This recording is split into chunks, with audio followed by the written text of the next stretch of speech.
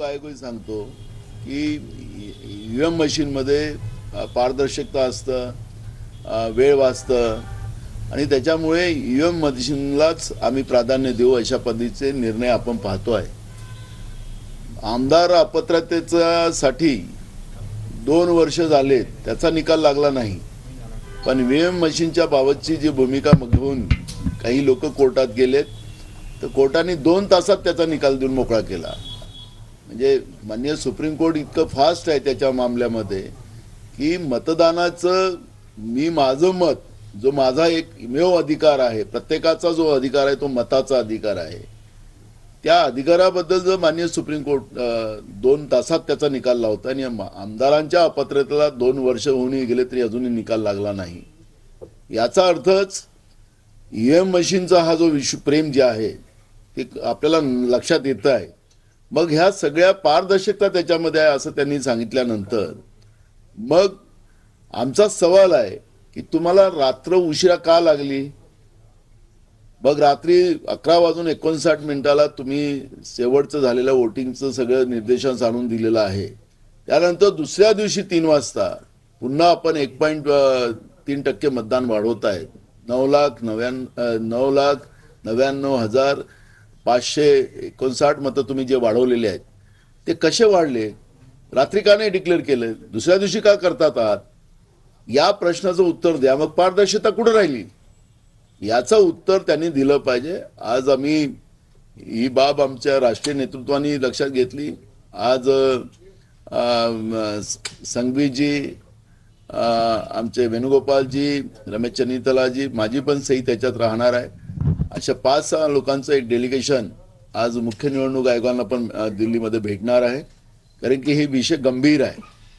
आम्हाला विरोधक आता सांगतात की हारले म्हणून हे करतात. तर आम्हाला हारण्याचं आणि जिंकण्याचं, समजा आम्ही जिंकलोय असतो आणि आमचं सरकारही येत असतं, पण या पद्धतीची तफावत असती तरी आम्ही निवडणूक आयोगाला प्रश्न विचारले असते. कारण की सेव्ह डेमोक्रेसी, लोकशाही वाचली पाहिजे या मुद्द्यावर आम्ही आहोत आणि शेवट पण लढू.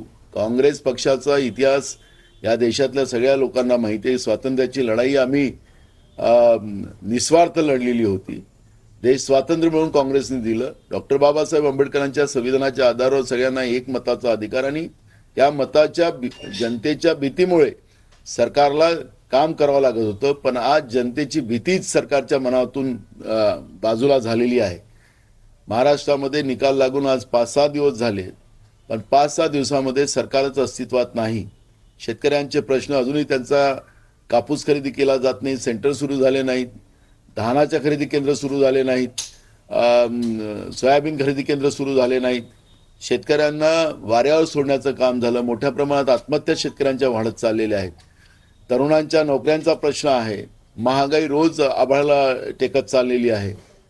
आणि लाडक्या बहिणीचे जे काही मोठं प्रेम ते दाखवलं जात होतं, जो 50% लाडक्या बहिणींना आता पैसे मिळणार नाही अशा पद्धतीचं कामचलाऊ सरकार जे आता आहे राज्यामध्ये, या सरकारच्या माध्यमातून काढला गेलेला GR आपण पाहिलेला आहे. त्यामुळे या सगळ्या विषयाचं गांभीर्य का नाही? तर कारण की लोकांच्या मतापेक्षा आता आम्हाला मशीनच आमची कामाची आहे. मताची गरज नाही. मशीन आणि त्या व्यवस्थेला, निवडणूक आयोगाची ही व्यवस्था आहे, त्याला सांभाळलं म्हणजे आम्हाला कोणीच हरवू शकत नाही. ही जी भीती झालेली आहे हीच खऱ्या अर्थानं लोकशाहीला घातक आहे. आणि म्हणून आमचं आता याच्यावर एक मोठं, आम्ही याला न्यायालयीन पण लढाई लढवू आम्ही.